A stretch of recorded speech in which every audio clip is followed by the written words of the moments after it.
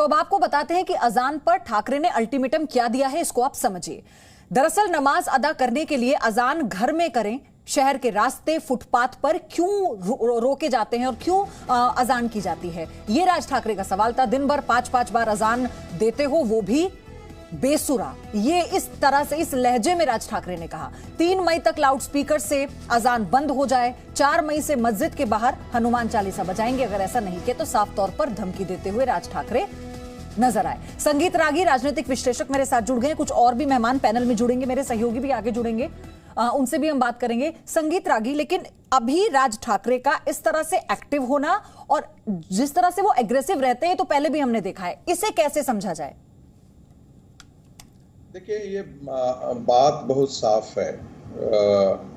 यदि आप अजान आप पब्लिक स्पेस को आप डिस्टर्ब करते हैं और यदि आपको ये अधिकार है कि आप 3 में 5 बार नमाज के लिए आप अजान के लिए लाउड स्पीकर का प्रयोग करें, तो उतनी ही स्वतंत्रता दूसरे व्यक्ति को भी है।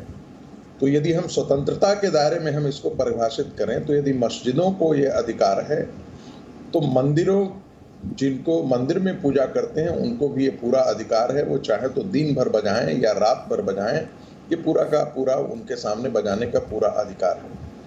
लेकिन सवाल ये है कि ये स्थिति आई क्यों और ये चीजें आ क्यों रही हैं। मैं एक राजनीतिक विश्लेषक के नाते कह सकता हूं कि इस भारत विभाजन के पश्चात भी मुस्लिम मानसिकता में परिवर्तन नहीं आया। चाहे वो वंदे मातरम का सवाल हो, चाहे वो उर्दू का सवाल हो, चाहे वो अपने रिप्रेजेंटेशन का सवाल हो, चाहे वो शरीयत का सवाल हो, वह भारतीय न होकर के एक इस्लामी मानसिकता से उसी तरीके से अपने आप को इस देश में आक्रामक तरीके से पेश करना शुरू किया। लिहाजा आप हिजाब पहले उतना नहीं देखते थे जितना अब हो गया है। जो हलाल मीट और हलाल प्रसाधनों के बारे में आग्रह पहले से ज़्यादा दुगनी बढ़ गई है। यानी कि आप भारत में रहते हुए भारतीय संस्कृति का अनुपालन न करके आप इस्लामिक संस्कृति की सारी नींव और सारी मान्यताओं को यहाँ पर खड़ी करना चाहते हैं। नहीं, मेरा ये सवाल इसलिए भी है ना संगीत रागी, निरंजन शेट्टी बीजेपी का पक्ष रखने के लिए मेरे साथ हैं, रोशनी कुशल जायसवाल कांग्रेस से मेरे साथ इस वक्त जुड़ चुकी है। लेकिन मेरा सवाल ये इसलिए भी था ना, अभी तो बीएमसी के चुनाव भी नजदीक है और लाउड स्पीकर विवाद तो महाराष्ट्र में बहुत पुराना है, निरंजन शेट्टी। लेकिन क्या मैं इसे अगर आपके सामने ऐसे रखूं कि राज ठाकरे ये भाप रहे हैं कि वो जगह जो शिवसेना की होनी चाहिए थी, वो मुद्दा जो शिवसेना को उठाना चाहिए था, वो खाली है और उन्हें अपनी कोई संभावना नजर आ रही है, इसलिए वो इस तरह से एक्टिव हुए? इसे राजनीतिक चश्मे से देखना चाहिए या नहीं?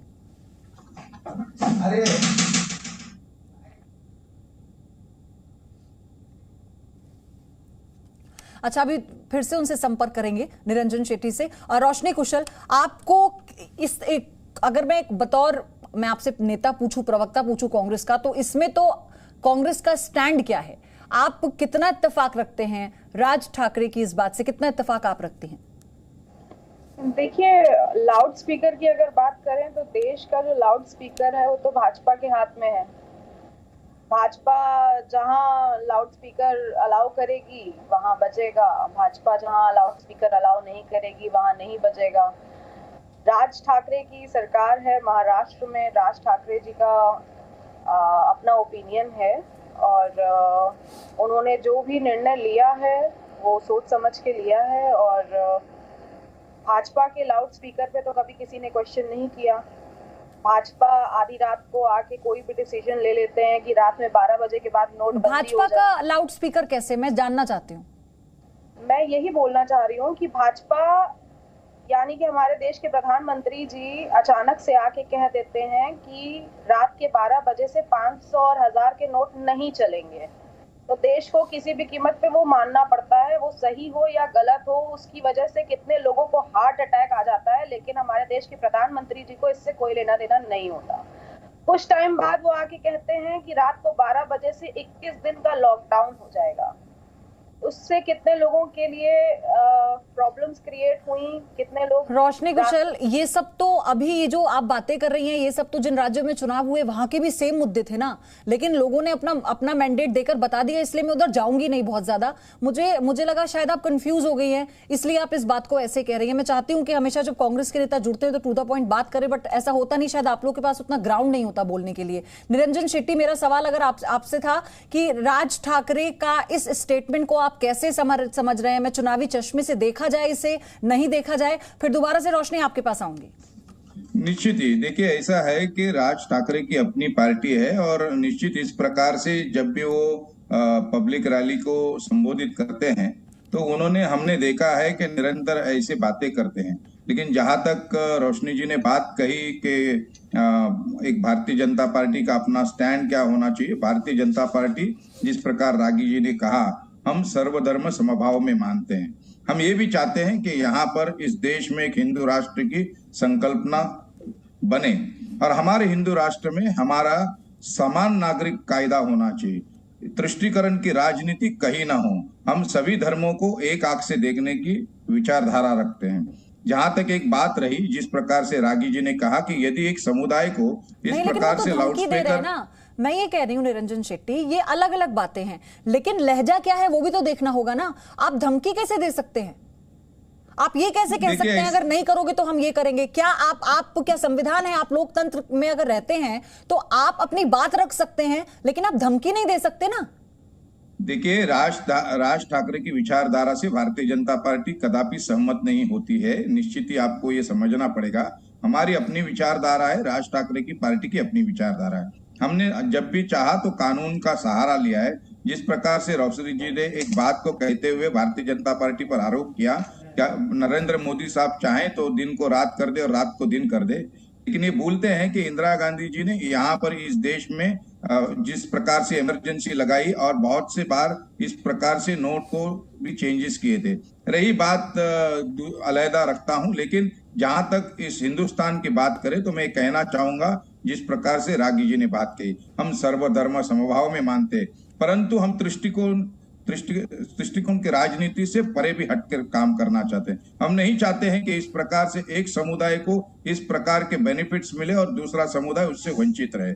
कहीं ना कहीं देश को यदि सर्वधर्म समभाव मानते हैं तो ये कांग्रेस, विशेष करके मैं कौशल जी से बताना चाहता हूं कि यदि वो इस देश को धर्मनिरपेक्ष मानता है तो हमारा हिंदू भाई उस प्रकार से उन सभी सुविधाओं से वंचित क्यों रहे?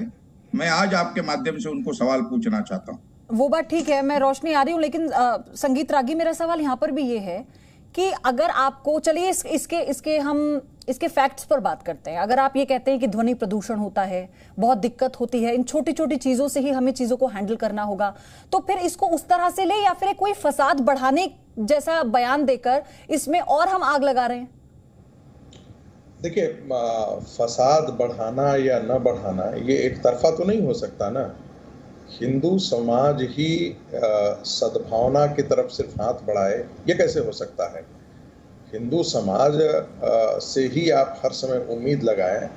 हिंदू समाज का देश विभाजित हो गया, 23% मुसलमानों के लिए 35% जमीन दे दी गई, और उसके बावजूद भी विभाजन से पहले की मानसिकता और विभाजन से पहले के सारे विमर्श और मुद्दे जो हैं फिर से आज़ाद भारत में 70 साल में खड़ा कर दिया जाए, तो प्रतिक्रिया करने का हकदार कौन होता है? प्रतिक्रिया करने का हकदार हिंदुओं को होता है या मुसलमानों को होता है? मैं ये बड़ा बेसिक सवाल उठाना चाहता हूँ। आप शाहीन बाग खड़ा कर देते हैं, वो धमकी नहीं है क्या? आप जा करके मुंबई में आप जो है घेर करके और सड़कों पर आप कहते हैं कि हम यहाँ पर नमाज अदा करेंगे ही करेंगे, ये धमकी नहीं है क्या?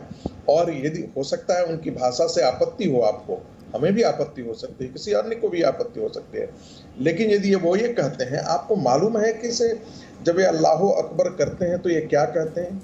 इनका कहना यह है कि अल्लाह के अतिरिक्त हम किसी को पैगंबर नहीं मानते, मोहम्मद जी के अलावा किसी को हम पैगंबर नहीं मानते। सवाल मेरा ये भी है रोशनी आपसे कि इलाहाबाद हाईकोर्ट और भी कई ऐसे राज्य हैं जहां पर कोर्ट ने ये कहा है कि लाउड स्पीकर इस्लाम का या धर्म का अंग नहीं है, तो फिर इसे उतारा जा सकता है, तो फिर इसे हटाने में दिक्कत क्या है? देखिए, बीजेपी का भोपू बनकर काम कर रहे हैं राज ठाकरे जी। गिरगिट की तरह रंग बदलने का काम कर रहे हैं राज ठाकरे जी। और अगर बात करें बीजेपी शासित राज्यों की, तो क्या वहाँ पे लाउड स्पीकर बैन है या वहाँ पे भी हनुमान चालीसा बजती है? जिस तरह से बीजेपी का हमेशा से एजेंडा रहा है कि दो लोगों को आपस में लड़वा कर राज करो, जैसे कि वो हमेशा से करती आ रही है, इस बार भी वो दो लोगों को आपस में लड़वा कर जिस तरह से अपना एजेंडा सेट करके कार्य कर रही है। और राज ठाकरे जी तो एक मोहरा हैं, ये पूरा का पूरा एजेंडा बीजेपी चला रही है। और इस बात को मैं पूरी कंफर्मेशन के साथ इसलिए कह रही हूँ क्योंकि राज ठाकरे जी ने पहली बार इस तरीके से नहीं किया है, कई बार बीजेपी का भोपू बनकर काम करते आए हैं और आगे भी करते रहेंगे। तो बीजेपी जो राज ठाकरे का नाम सेट करके राज ठाकरे जी जो बीजेपी का भोपू बन के बदल के जो कार्य कर रहे हैं। निरंजन शेट्टी, मैंने पहला सवाल आपसे यही पूछा था, अब ये आरोप आप पर लगा दिया गया कांग्रेस की तरफ से, क्योंकि संजय राउत अभी कह रहे हैं कि बीजेपी का भोपू है राज ठाकरे। तो मैंने वही कहा ना कि क्या ये राजनीतिक चश्मे से देखने वाला बयान है, और अगर है तो ये राज ठाकरे वही है ना जो हर बार हर बात पर धमकी देते हैं, ये राज ठाकरे वही है ना जो उत्तर भारतीयों को लेकर गलत तरीके से बयानबाजी करते हैं। तो इसे क्या आप लोग सपोर्ट करेंगे, इस स्टेटमेंट को आप सपोर्ट करेंगे? निश्चित ही नहीं। देखिए, मैंने पहले ही अपने संभाषण में कहा था कि राज ठाकरे की अपनी पार्टी है और हमारी आइडियोलॉजी अलग है। कतई राज ठाकरे जी की जो भी मंशा रही होगी या पब्लिक रहने में इन्होंने जो भी संवाद किया होगा वो अपने उनके कार्यकर्ताओं से किया। जहां तक भारतीय जनता पार्टी की रही है, तो मैंने आपके माध्यम से फिर से दोहराना चाहूंगा कि हम लोग हमेशा संवैधानिक तौर तरीके को मानते हैं, और निश्चित ही इस संवैधानिक तौर तरीके में ये भी आता है कि यहाँ पर देश का जो सर्वोत्तम न्यायालय है उनका आदेश को पालन करने की आवश्यकता इस महाराष्ट्र सरकार को है। ये वो करती नहीं है, और हम उनको बार बार उनका ज्ञापन, हमने यहाँ के जो मुंबई पुलिस कमिश्नर है, हमारे जो मुंबई के अध्यक्ष है श्री मंगल प्रभात लोढ़ा जी, वहां पर मिलकर उनको ज्ञापन भी दिया है। तो संवैधानिक अधिकार को हमने हमेशा सर्वोपरि रखा है। लेकिन जहां तक मैं रोशनी जी के एक बात को खंडन करना चाहूंगा कि ये कह रहे थे कि भारतीय जनता पार्टी की नीति रही है कि इस प्रकार से हम डिवाइड एंड पॉलिसी की रूल करते हैं। नहीं, रोशनी जी आप बात कर रहे थे तभी मैंने आपसे बात नहीं, मुझे एक अपनी बात रखने दीजिए। जब आप बात कर रहे थे तो नहीं, संविधान को लेकर तो मैंने भी सवाल किया था ना आपसे रोशनी जी, संविधान को लेकर भी तो मैंने आपसे रेफरेंस दिया, मैंने आपको हाईकोर्ट का, इलाहाबाद हाईकोर्ट का रेफरेंस दिया, कई रेफरेंसेस मैंने आपको दिए। तो इसमें हाँ या ना में तो आपने भी जवाब नहीं दिया कि होना चाहिए नहीं होना चाहिए। लेकिन संगीत रागी आपने कई बातों का जिक्र किया था ना, समय कम है इसलिए मैं चाहती हूँ सबका रिएक्शन ले। संगीत रागी आपने ब्रेक से पहले कई बातों का जिक्र किया, लेकिन सवाल मेरा यह है, मैं इसे अगर इस तरह से पोर्ट्रे करूं कि आप ये मान लीजिए अभी तक किसी जो पिछली सरकारें थी उन्होंने कभी सोचा नहीं इस तरह से लाउड स्पीकर को लेकर, क्या यही एक है कि ये कहा जाता है कि बीजेपी जब से सत्ता में आई है तब से ये सारे मुद्दे उठने लगे हैं, इसे ऐसे कहा जाए? देखिए, नहीं, पहले भी लाउड स्पीकर का मुद्दा पहले भी आया है। और दूसरी बात, राज ठाकरे के बयान का समर्थन करने का मतलब है राज ठाकरे के इस मुद्दे का समर्थन करना, न कि राज लेकिन संगीत रागी दे तो वो धमकी रहे हैं ना, इस लहजे को किसी भी तरह से एक्सेप्ट तो नहीं किया जा सकता। देखिए, यदि आप ये कहते हैं कि यदि आपने सीएए लाया तो हम सड़कों पर उतर आएंगे, ये धमकी नहीं है क्या? यदि आपने ये कहा कि हम यदि सिटीजनशिप अमेंडमेंट बिल ला रहे हैं तो ये धमकी नहीं है क्या? आप कहते हैं हम सिटीजनशिप रजिस्टर लाएंगे और उसके खिलाफ हम सड़कों पर आ जाएंगे, ये धमकी नहीं है क्या? तो जब आप धमकी की परिभाषा एक तरफा कैसे हो सकती है? मैं यही कह रहा हूँ, यदि मुस्लिम समाज अपने आप को मुस्लिम आइडेंटिटी से लेकर के सड़कों पर उतरेगा तो यकीन मानिए हिंदू समाज अपनी हितों के लिए सड़कों पर उतरेगा। आप हिंदू मुसलमान कहते हैं कि आप बंद कर दीजिए, अरे साहब, तो आप माइनॉरिटी कमीशन खत्म कीजिए ना। माइनॉरिटी के आधार पर आप मंत्रालय क्यों चला रहे हैं? ये बंद कीजिए। जब आप अपने आप को मुसलमान के तौर पर सोचेंगे तो आप मजबूर मुझे कर रहे हैं कि मैं अपने आप को हिंदू के तौर पर सोचूं। यदि आप अपने आप को अल्पसंख्यक के तौर पर, 20 करोड़ की आबादी अल्पसंख्यक नहीं होती है, ये इसलिए है क्योंकि वो वोटों का अपना दबदबा दिखा करके इस पूरी राजनीतिक व्यवस्था तो को फिर आप भंगुर संगीत रागी करना है। इसे कैसे देख रहे हैं? आप इसे कैसे देख रहे हैं? मैंने वही पूछा ना कि संजय राउत ने अपना स्टैंड क्लियर कर दिया ये कहकर कि ये तो भोपू हैं बीजेपी के, तो फिर वही कारण है कि एक्टिव होना चाहते हैं अब राज ठाकरे, क्योंकि और तो कोई मुद्दा बचा नहीं है। और अगर उन्हें लगता है कि आने वाले चाहे बीएमसी का चुनाव हो या फिर से अपनी पार्टी में जान फूकनी हो, तो यही एक लाइन जरूरी है। क्यों इस तरह की पॉलिटिक्स? आप ऐसे मुद्दे क्यों उठाते हैं? इसका मतलब यह भी है, इसे दूसरे परिप्रेक्ष्य में ये देखिए कि हम ऐसा मुद्दा क्यों उठाते हैं, राज ठाकरे क्यों उठा रहे हैं? क्योंकि ये जनता की नब्ज है, जनता ये पसंद नहीं करती। यदि जनता इसका विरोध करती तो ऐसा वो कोई भी नेता ऐसा काम करने का जोखिम नहीं उठा सकता था। जनता भी यही चाहती है, इसीलिए राज ठाकरे ऐसा उठा रहे हैं। और हर व्यक्ति को राजनीति में अपने विमर्श को खड़ा करने का पूरा अधिकार है। आप यदि मुस्लिम चारों ओर जाकर के हर जगह मुसलमानों के साथ ये हो रहा है, हर जगह मुसलमानों के साथ हो रहा है, यदि आपको मुस्लिम के आधार पर आपको राजनीति करने का अधिकार है तो दूसरे को हिंदू के आधार पर भी राजनीति करने का भी उतना ही अधिकार है, यह मत भूलिए। और इसलिए ये एक तरफा नहीं हो सकता कि आप मुस्लिम पोलराइजेशन करें, माइनॉरिटी नाम देकर के आप चारों ओर उत्तर प्रदेश से लेकर के बिहार में जाएं, बंगाल में जाएं, आप माइनॉरिटी और मुस्लिम के नाम पर पोलराइजेशन करें, मुसलमानों के साथ जुल्म हो रहा है, तो ये तो सेकुलरिज्म का नारा है। आप मुसलमानों का वोट बढ़ता है तो इस देश के प्रगतिशील वादियों का बड़ा दर्द शुरू होता है। मुसलमानों का वोट हो रहा है यानी लोकतांत्रिक और प्रगतिशील ताकतों और धर्मनिरपेक्ष ताकतों का वोट बंद हो संगीत रहा है। रागी, लेकिन मुझसे तो खैर आप भी बेहतर जानते हैं, आपकी बात से इत्तेफाक रखते हुए मुझे चर्चा को यहीं खत्म करना होगा, समय कम है। लेकिन वही बात ना, आपने कहा कि जाके पोलराइजेशन को लेकर अगर इन लोगों के पास एक यही एक मुद्दा बच गया है तो उस पर भी हमने देखा ना यूपी चुनाव में क्या किया लोगों ने। अगर मुस्लिम वोटर्स भी थे उन्होंने जवाब दिया ऐसे लोगों को जो ये कहते हैं कि मुसलमानों पर अत्याचार हो रहा है, जो ये कहते हैं कि देश में मुसलमान बेचारा है। लेकिन सवाल यहाँ पर यही है कि क्या सिर्फ इन्हीं मुद्दों के जरिए इस तरह की पॉलिटिक्स और इस तरह के पॉलिटिकल स्टेटमेंट से अपनी पार्टी की खोई हुई जमीन मजबूत की जा सकती है या फिर से अस्तित्व में आया जा सकता है? ये यहाँ पर सवाल है। और इसे कौन कौन सी पार्टियां कितना सपोर्ट करती हैं ऐसी पॉलिटिक्स को, ये भी सवाल है। और जनता क्या सोचती है। Presenting B News app available on Google Play and App Store. Download it now.